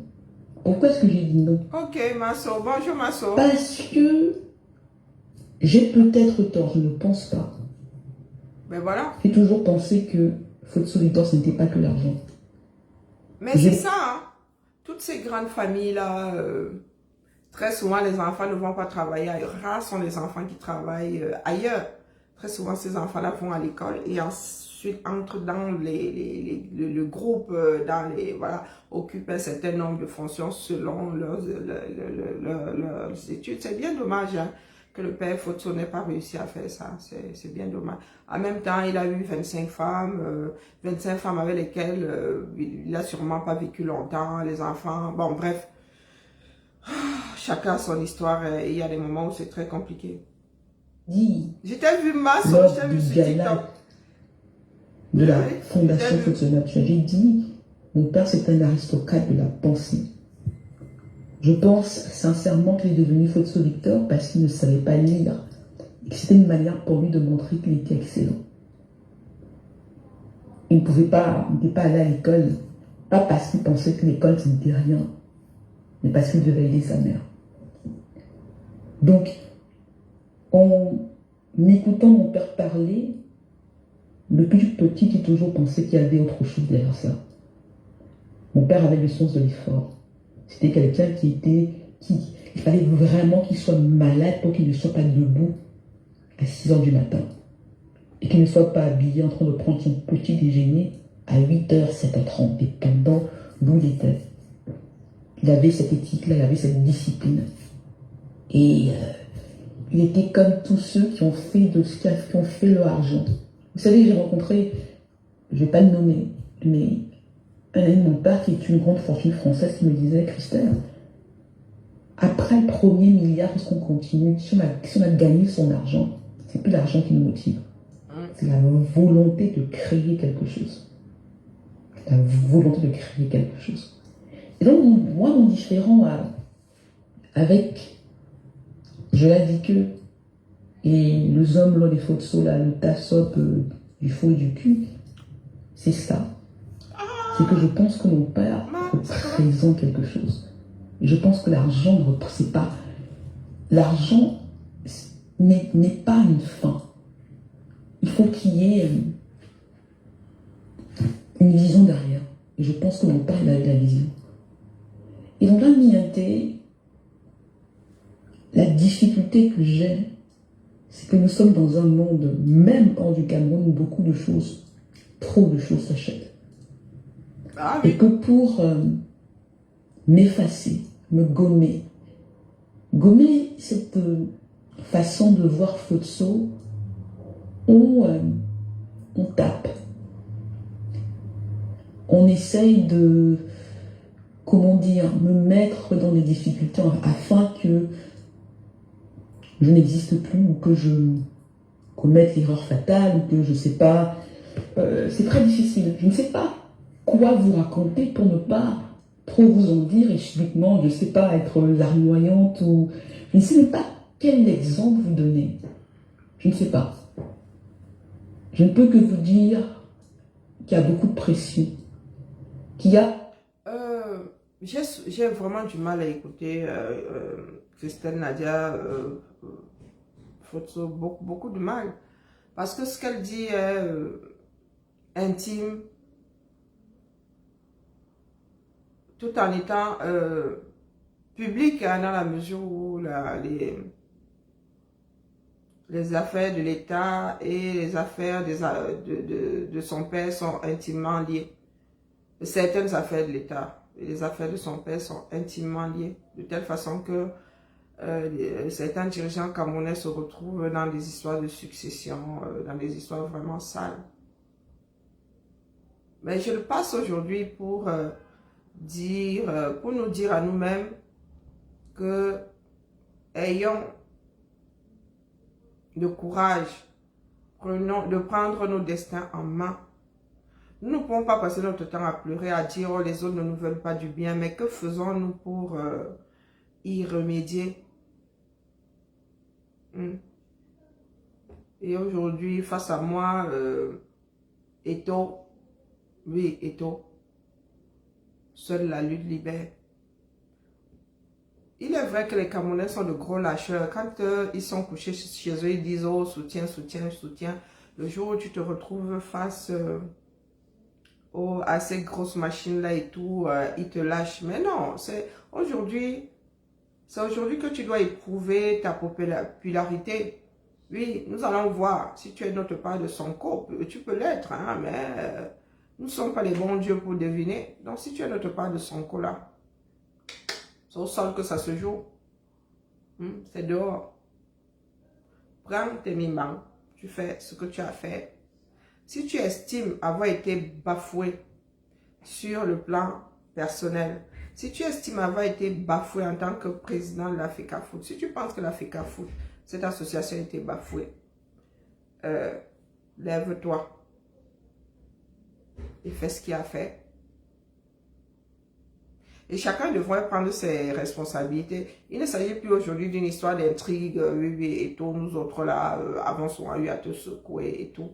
Mais aujourd'hui, il y va de la survie de notre nation.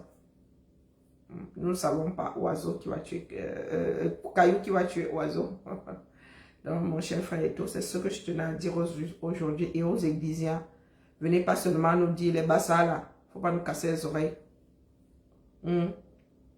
S'il y a des personnes qui sont très très mal loties dans ce 237 là, vous en faites partie, nous en faisons partie. Pour arriver en Gambie, c'est la croix et la bannière. D'accord? Donc quand vous venez là, vous dites, oh les bassas, les ceci, les cela. Je vous pose la question, la même question que je pose souvent à Elise Bissot, que qui t'a donné mandat? Qui a fait de toi l'administrateur du coin? Dans les bassas, excusez-nous. Si vous êtes trop fâchés, la rue est là. Allons battre la terre battue. Peut-être qu'après nos passages, même là, la circulation sera plus fluide. Allons battre la terre battue. Ici, là, on bat le pavé. On bat le bitume. Mais allons battre la terre battue. Et c'est comme ça que les choses vont changer. Parce que ceux d'en haut, en haut, là, ne vont pas laisser. Et tout risque de finir en prison. Et il ne tient qu'à nous autres d'empêcher ça. Sauf si maintenant, il a trempé vraiment dans les choses et qu'il est légitime et qu'il est coupable, reconnu coupable. Mais s'ils doivent concasser Eto'o comme ils ont eu à concasser les autres, c'est à nous aujourd'hui de dire non. C'est à nous aujourd'hui de dire non. Qu'on aime Eto'o ou qu'on n'aime pas Eto'o. Oui, vous allez être étonné que même comme nous là, nous allons nous retrouver entre ces personnes-là et Eto'o. Mais ne bavardez pas seulement pour bavarder. Hein. Nous connaissons le genre là, oh je suis ceci, je suis cela, on ne mange pas ça. C'est dehors là que ça se joue. La popularité là, c'est dehors. On touche à Eto'o, vous sortez. Et nous ici, vous êtes là. Chacun fait sa part. D'accord? Et bien ça là. Non, c'est pas comme ça. Ramenez pas tout au tribalisme. Vous aimez Eto'o, vous défendez votre fils, chouette. Mais ne nous ramenez pas des histoires de « Oh, les Bassa, vous avez fait ceci au Bassa. » Allez, dis ça en gongodion. Allez, la famille, c'était le vendredi Japap. Quand je dis Japap, c'est Japap utile. Hein. Mais en même temps, oui, laissez le vuvuzela à la amère de Kamer. Laissez le vuvuzela à la Oshiga, l'ingratitude pro max. Devenez des pro Sonko. Bon, ça veut dire que dès qu'on touche à Eto'o, vous entendez seulement que vous êtes dehors. Vous êtes dehors, c'est ça qui est ça. Parce que l'homme à la punk, là, lui ne va pas laisser. C'est un chef, c'est un mafioso. Il est à la tête d'un gang là-bas. Mettez-vous ça bien profond dans la tête. Allez, la famille, seule la lutte libère sur TikTok. Merci, merci de tout cœur. C'est vous qui allez faire, c'est vous qui faites vivre la page. On appelle ça comment sur TikTok là-bas? L'interface, la page. Coucou Gisèle. Maïni Marque. J'ai fini, j'ai vraiment mal à la tête ce matin. J'ai fait beaucoup d'efforts pour être assise là. Je me suis réveillée vers, quoi, il était 7 h du matin, massa, boum. Le temps que mon médicament agisse, je me suis obligée à sortir du lit. Donc, on se tamponne. Un TikTok. Bibala. Cet après-midi, peut-être si mes migraines me laissent. On fait ça.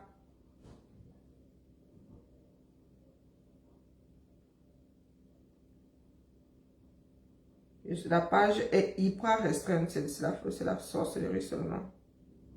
Oh, tais-toi, Karine. C'est terrible, c'est terrible. Allez, à bientôt sur TikTok, cet après-midi ou à demain. Ciao.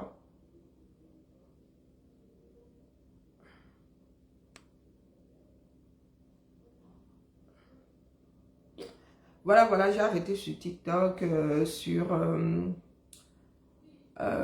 Facebook. Bah écoutez, il n'y a pas beaucoup de commentaires aujourd'hui. C'est un vendredi, j'ai pas fadin. Oh, mais cet après-midi, je reviens en mode vrai Congossa, 100% Congossa. Je ne suis pas d'humeur à faire du Congossa, du sarcasme quand j'écoute Christelle Nadia, ce serait même lui manquer de respect. Hein. Et vous savez que ça m'ébranle. Parce que moi, j'écoute toujours les silences en fait. Et quand je pense que beaucoup de personnes sont dans ces situations-là, il n'y a pas que les fautes sont, hein. Vous voyez, tous ceux qui sont en prison là, ont vécu et vivent la même chose. C'est à nous d'y remédier. Nous sommes obligés aujourd'hui. Hein. Tous les peuples sont obligés d'ailleurs. Allez, à cet après-midi, avec plus de légèreté. Hein, nous en avons besoin aussi, c'est la fin de la semaine. Il faut décompresser.